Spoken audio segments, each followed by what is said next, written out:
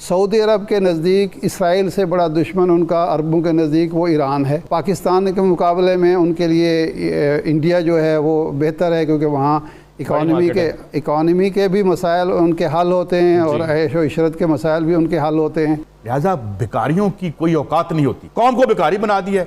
تو جب آپ کی ریاستیں کھوکھری ہوں گی تو ہم بے آسرا ہمیں لوگ ماریں گے، ہم کیا کر سکتے ہیں؟ روئیں گے یہاں بیٹھ کے، پیٹیں گے یہاں بیٹھ۔ فلسطین میں اسرائیل کی بربریت جاری ہے، اور زیادہ افسوس کی بات یہ ہے کہ انٹرنیشنل کمیونٹی جو ہے وہ اس پر ہاتھ پہ ہاتھ دھرے بیٹھی ہے، خاموش تماشائی بنی بیٹھی ہے۔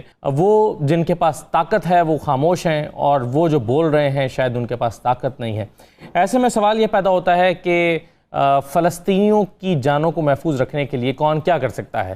مسلم امہ کیا کردار ادا کر سکتی ہے؟ انٹرنیشنل کمیونٹی کیا کردار ادا کر سکتی ہے؟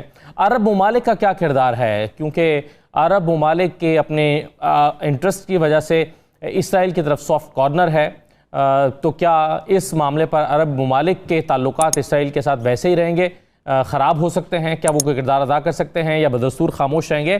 کیا ہوگا فلسطین کا کہ جو رہنے والے ہیں، جو فلسطینی ہیں، عورتیں، بچے اور جوان، ان تمام لوگوں کو اپنی جان کا تحفظ اور اپنا حق کیسے ملے گا؟ سر یہ بتائیے کہ ایک وہ جسے ہم مسلم امہ کہتے ہیں وہ بے بس ہے یا بے حس ہے؟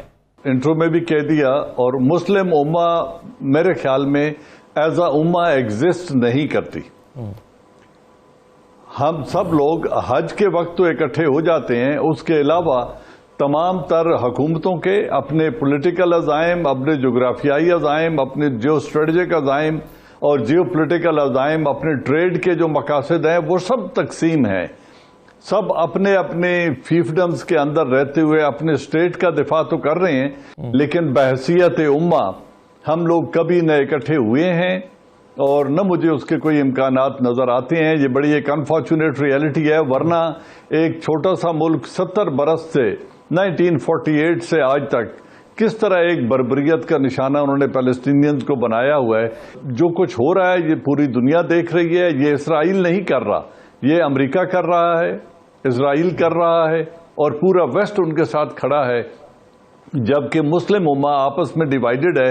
ان 4 ملکوں کی حالت دیکھ لیں جو ان کے ساتھ بارڈر شیئر کرتے ہیں، ان کو ایک ایک کو انہوں نے عبرت کا نشان بنایا ہے۔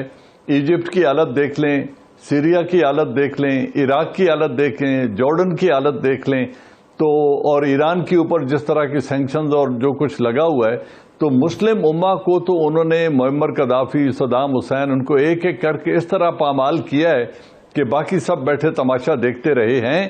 اور انفارچونیٹلی، خدا کرے میں غلط ثابت ہوں، مجھے تاریخ غلط ثابت کرے، ایک ایک کر کے نشانہ بنتے رہیں گے۔ مجھے نہیں لگتا کہ کبھی یہ مشترکہ جہاد کا اعلان ان کے خلاف کر سکتے ہیں اور جہاد جیسا وار ویج کر سکتے ہیں اگینسٹ اسرائیل۔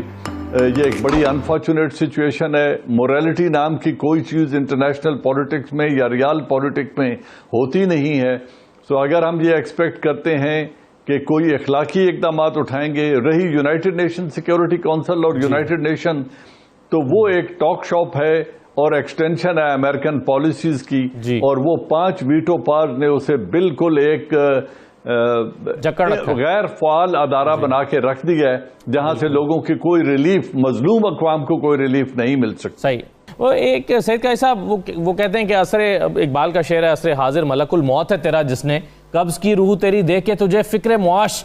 تو یہ جو مسلم ممالک جو تھوڑی بہت طاقت آواز اٹھانے کے رکھتے بھی ہیں، وہ کیا اپنی معاشی مفادات کی وجہ سے خاموش ہیں؟ دیکھیں، غلامی بنیادی طور پر معاشی غلامی ہوتی ہے۔ جب آپ کے حکمران طبقات کہاں پیسے رکھتے ہیں؟ اس وقت جو انٹرنیشنل فائنانشل اسٹیبلشمنٹ ہے وہ تو مینلی یہودیوں کے ہاتھ میں ہے، تو یہ تو، اور یہ وہاں جا کے لابینگ کرتے ہیں کہ یار سن دوبارہ اقتدار لے آؤ، look at them where they fail us, اور یہ سارے شور مچاتے ہیں۔ اور ایون ترکی کے جو ہیں ان 1949 کے مجھے بہتر ڈاکٹر صاحب بتائیں گے کہ ان کے کتنے ریلیشنز ہیں، اور آپ اپنی پبلک کو یہ بھیجتے ہیں۔ سوال کیا ہے؟ آج چائنا جو اٹھا ہے، ابھی تھوڑی دیر پہلے میری ارشاد عارف صاحب نے مجھے انلائٹن کر رہے تھے کہ یہ ہم کووڈ سے کیسے بچے، کون سے ملک بچے؟ یہ جو جمہوریت کا ناٹک لگا رکھا ہے، جو کہ جمہوریت نہیں ہے، ہم جمہوریت کے خلاف نہیں ہیں۔ جمہوریت کا مطلب ہے کہ اپنی آبادیوں کو لوٹو اور جا کے یہودیوں کے جو بینک ہے وہاں پیسے رکھو۔ اور ہم غلام ہیں. ایک ایک ٹرینچ کے لیے ہم جوتیاں گھساتے پھرتے ہیں, اور ہمیں حفیظ شیخ بتاتا ہے کہ ہم بڑی ریسپانسیبل نیشن ہیں. ساری 22 کروڑ لوگ اکٹھے کرتے ہیں پیسہ, اور وہ مین وہ اٹھا کے لے جاتے ہیں, باقی یہاں کے IPPs اور دوسرے کھا جاتے ہیں. اور پھر آپ کیسے بڑی قوم بن سکتے ہیں؟ آج چائنا ہے, چائنا میں I do not support the dictatorship, بلکہ اسٹالنزم ہے وہاں پہ, سوشلزم تو ہے ہی نہیں, وہ کہیں آیا ہی نہیں آج تک. مگر پھر بھی اسٹیٹ سیکٹر جہاں پہ تھا, جائے نا, جب ہانگ کانگ میں برطانیہ نے جمہوری ڈرامہ اور شوشہ شروع کیا تھا کہ نہیں ہم واپس 90s میں, اس نے کہا تھا میں آدھے گھنٹے میں آکیوپائی کر لوں گا. لہٰذا بیکاریوں کی کوئی اوقات نہیں ہوتی, اور ہمیں اچھا دیکھیں قوم کو بیکاری بنا دی ہے ہر کانٹیننٹ میں ان کی, اور یہ سب سے بڑا جمہوری حق جو ہے وہ پلنڈر کا ہے. تو جب آپ کی ریاستیں کھوکھری ہوں گی تو ہم بے آسرا, ہمیں لوگ ماریں گے, ہم کیا کر سکتے ہیں؟ روئیں گے یہاں بیٹھ کے, پیٹیں گے یہاں بیٹھ کے. تو جب تک آپ یہ یوک جو ہے, یہ جو آپ نے غلامی کا توق ہے IMF اور ورلڈ بینک کا, یہاں 60s میں یہ ڈھونڈتے پھرتے تھے کہ یار قرضہ لاؤ ساڑھے کو, تو یہ کون ہے؟ یہ سارے عوام کے پاس آتا ہے کوئی؟ اسحاق ڈار وہاں پہ لابینگ کر رہا ہے. ہمیں ڈر ہوتا ہے یار کوئی فلاں ملک کا بادشاہ یہ نہ کہہ دے کہ ان کو حکومت دے دو, یہ تو اوقات ہے ہماری.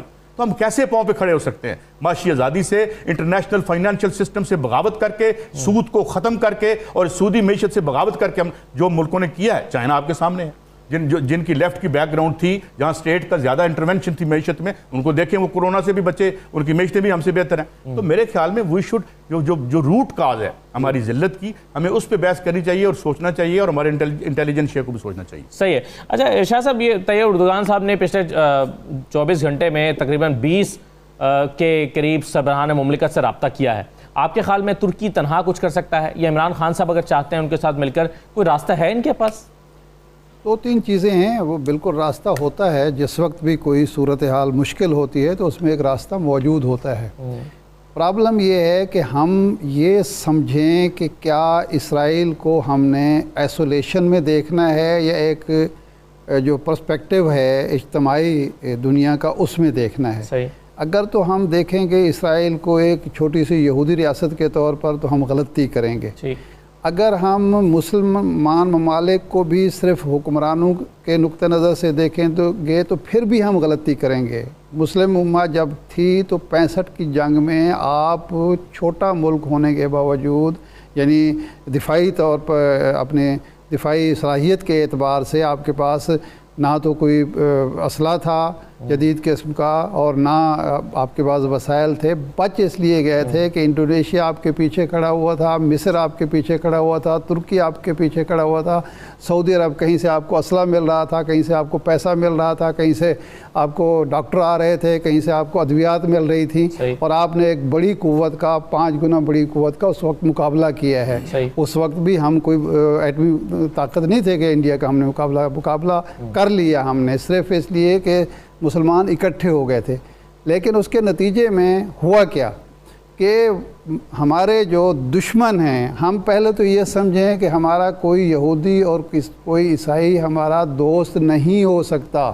مسلمانوں کو یہ جب تک آپ مسلمان ہیں آپ کو مسلمان ہونے کی سزا دی جائے گی, اور پاکستان کو نیوکلیر ہونے کی سزا بھی دی جائے گی کسی نہ کسی صورت میں. اس 65 کے بعد آپ دیکھیں کیا ہوا ہے. آپ الجزائر سے شروع ہو جائیں, احمد بن بیلا کے ساتھ کیا ہوا, انڈونیشیا میں احمد سکارنو کے ساتھ کیا ہوا, گنتے جائیں. اس کے بعد سعودی عرب کے جن ملکوں نے آپ کا ساتھ دیا تھا, جن ملکوں نے یہ ثابت کیا تھا کہ مسلمان ایک دوسرے کے بھائی ہیں, ایک دوسرے کا دکھ درد بانٹ سکتے ہیں,